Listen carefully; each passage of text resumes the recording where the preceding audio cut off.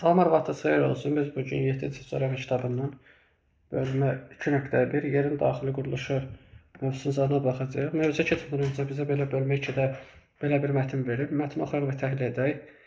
2023-cü ildə fevralın 6-sında Türkiyədə bir-birinin ardınca 7.7 və 7.6 güclü zəlzələlər baş verdi.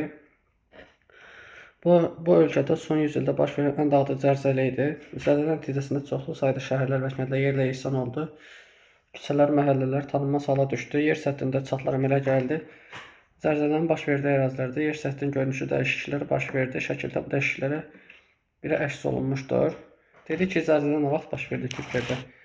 2023-cü ilin fevralın 6-sında. Zəlzələnin gücü neçə oldu? Dedi 7.7 və 7.6 gücündə zəlzələlər baş verdi.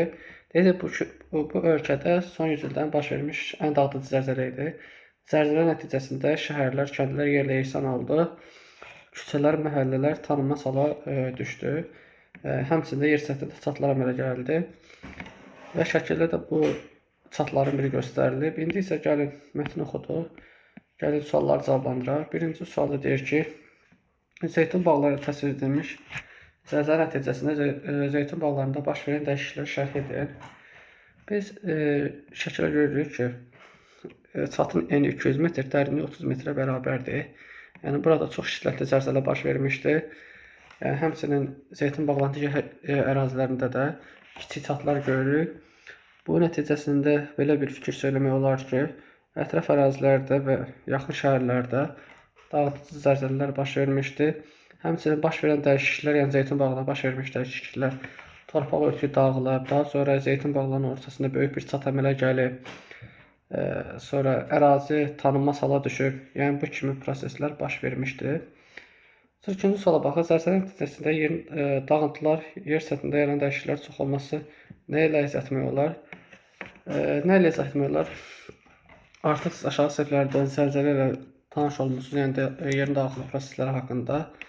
Yəni biz onu deyə bilərik ki, zəlzələ nəticəsində nədən əmələ gəlir? Yerin daxilində baş verən hərəkətlər nəticəsində, seizmik hadisələr nəticəsində baş verir.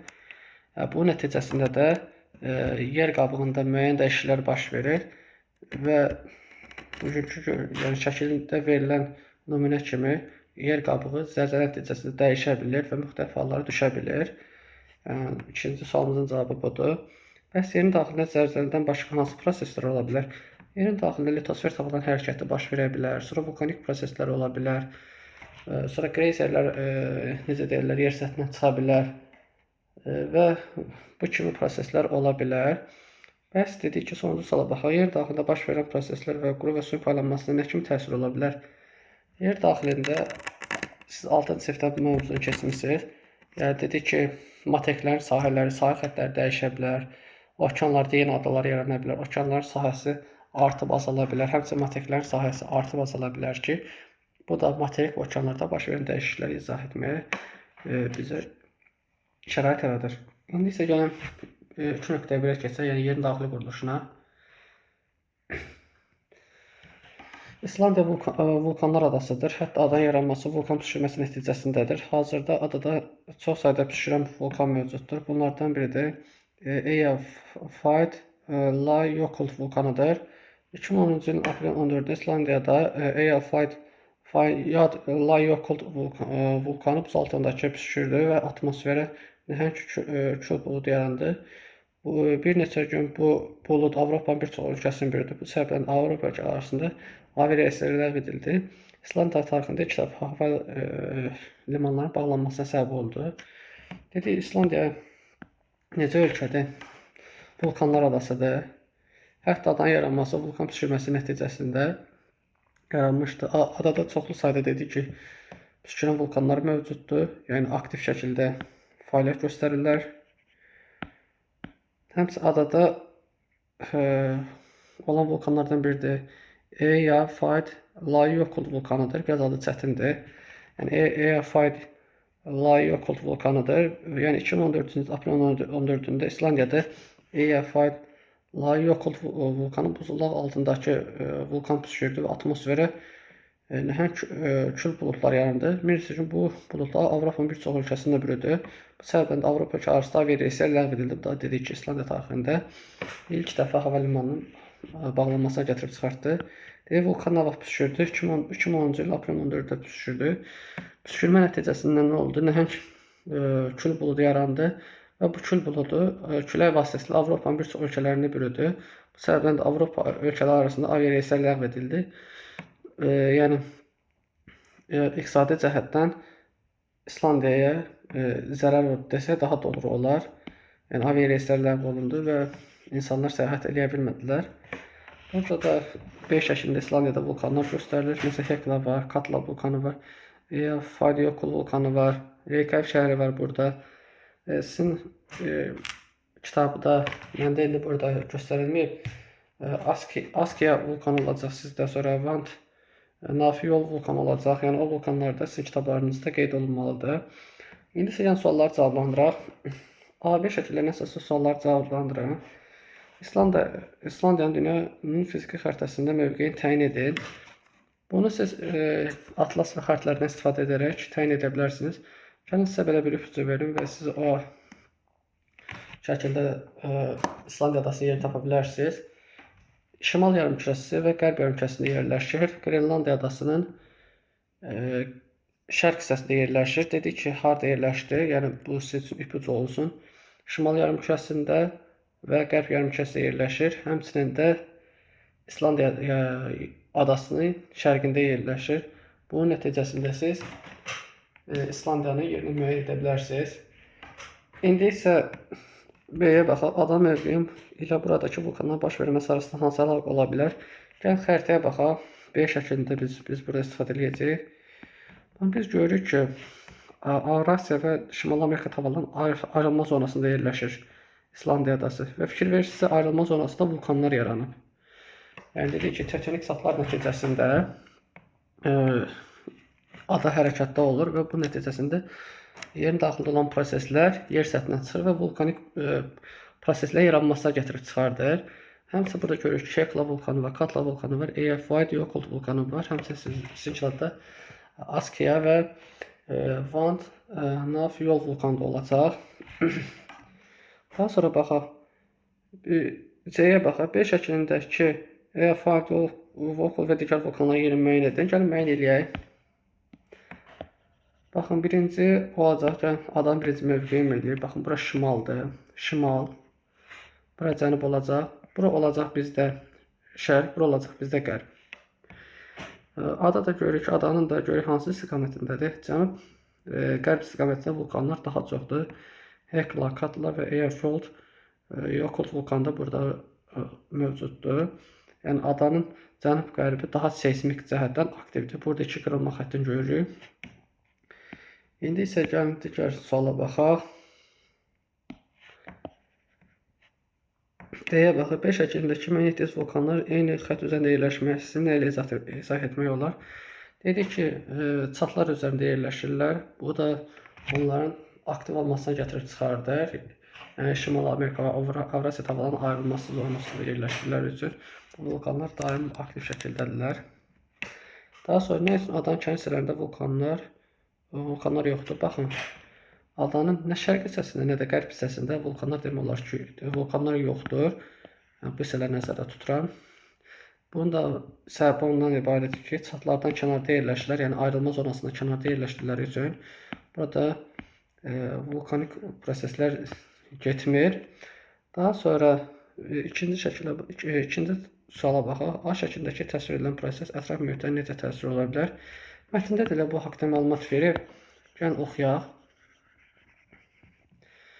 Deyir ki, 2010-cu ilin aprelin 14-də İslandiyada Eyjafjallajökull buzlağının altındakı vulkan püskürdü və atmosferə nəhəng bulud yarandı.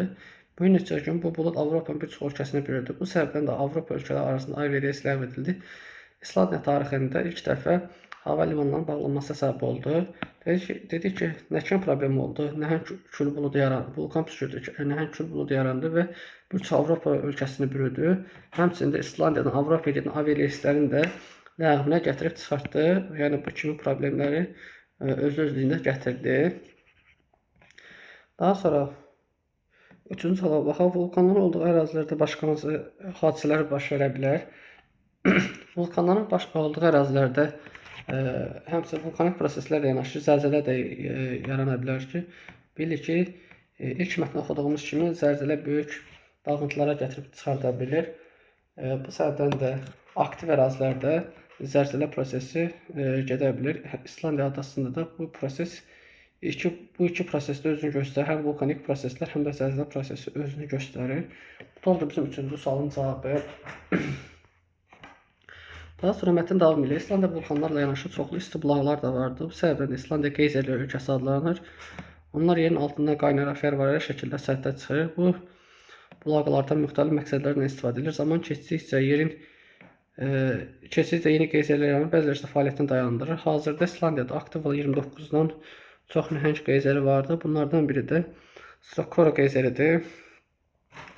Dedik ki, gəl mətni daha yaxına təhlil edək. Dedik ki, İslandiya vulkanlarla yanaşı nələrlə məşhurdur? İsti bulaqları var. Bu bulaqlarda biz nə deyəcəyik? Geyzerlər deyəcəyik. İslandiya həmçində geyzerlər ölkəsi adlanır.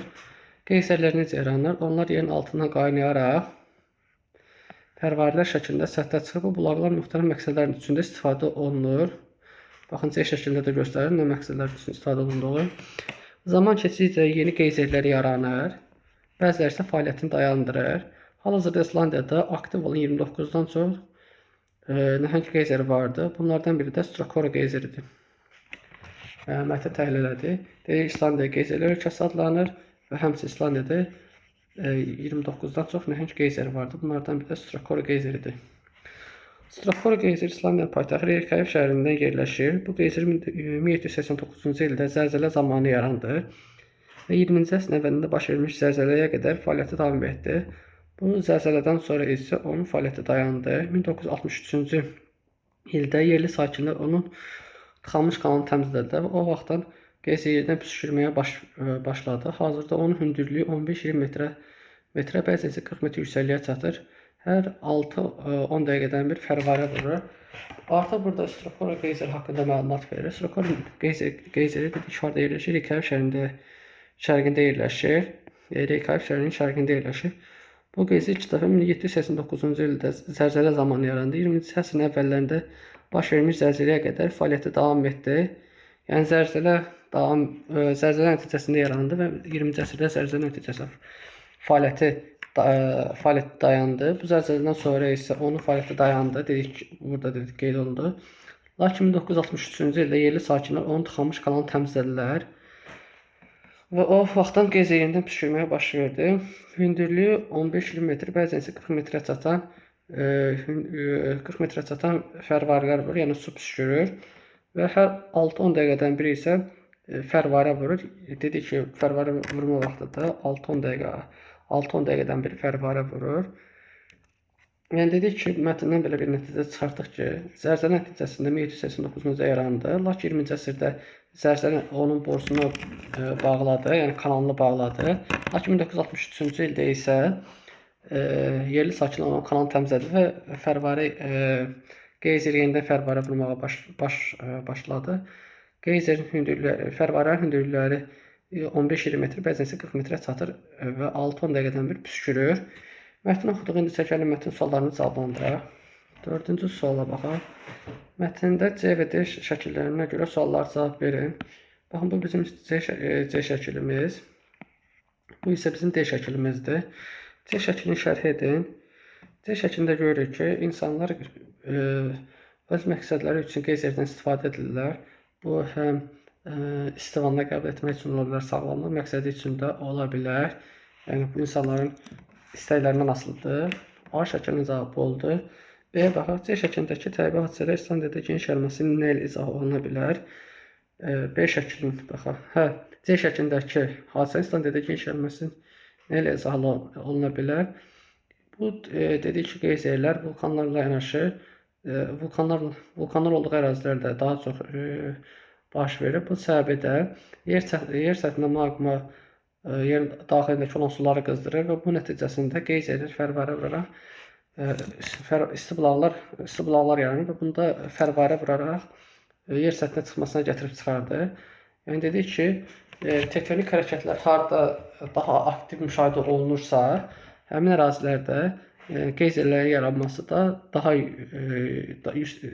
daha daha yüksək ehtimal hesab olunur.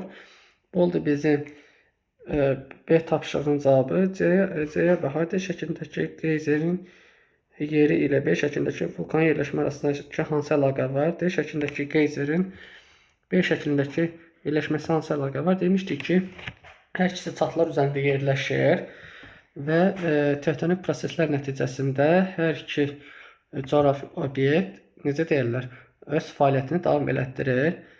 Şimali Amerika və Avrasiya tavanlarının aralanması nəticəsində həm buradakı vulkanlar, məsələn, Hekla, Katla vulkanı, Eyfelt, Vokul vulkanı, həmçində Strokor geyzeri də öz fəaliyyətini davam elətdirir. Bu oldu bizim nə? Baxaq, C-nin sualı. Bax, indi D-yə baxaq. Nə üçün zəlzələ Strokorun həm yaranması, həm də dayanmasına səbəb oldu? Dedik ki, Strokor geyzeri 1789-cu ildə zəlzələ nəticəsində yarandı. Zəlzələ nəticəsində yerdə çatılar baş verdi və yerin daxilindəki isti qaynarısı fərvarəş şəklində səthə çıxdı. Lakin 20-ci əsrdə baş vermiş zəlzələ nəticəsində həmin çat bağlandı. Yəni geyzerin kanalı bağlandı. Bu nəticəsində fəaliyyəti dayandı. Lakin 1963-cü ildə yerli sakinlər tərəfindən geyzerin kanalı təmizlənərək yerinə fərvarə vurması gətirib çıxartdı. Sonra Y-yə baxaq. İnsanlar Strokorun yaranan tıxacını açmaqda məqsədi nə idi? Dedik, insanlar üçün geyzerin açma bir çox məqsədi ola bilər. Bu istirahət məqsədi daşıya bilər, daha sonra turizm məqsədi daşıya bilər, sağlamlıq məqsədi üçün ola bilər ki, insanlar bu geyzeri açmaqda öz necə deyirlər, maraqlı idilər. Sonra B-şə baxaq. B və C şəkillərində təsvir olunan oxşar hadisələr, obyektlər Azərbaycanda varmı? Fikirlərinizi əsaslandırın. B və C şəkillərinə baxaq. B-də bizdə vulkanlar idi, C-də isə geyzerlərdir. Məsəl üçün biz bura geyzer olaraq Kəlbəcər rayonundakı, Azərbaycanda Kəlbəcər rayonundakı isti suyu biz bura misal çəkə bilərik. Həmçinin vulkanlardan da, palçı vulkanlarını biz misal çəkə bilərik. Məsələn, Turağayıdır, Keyrəkidir. Bu kimi vulkanlar da vaxt aşırı palçıq püskürürlər. Həmçinin sönmüş vulkanlardan da Gəlin Qaya, Pərə, Çınqıl kimi sönmüş vulkanlarımızda biz bura misal çəkə bilərik. Video izlədiyiniz üçün təşəkkür edirəm. Kanala abunə olmağı unutmayın. Gələn videolarda görüşənədək hələlik.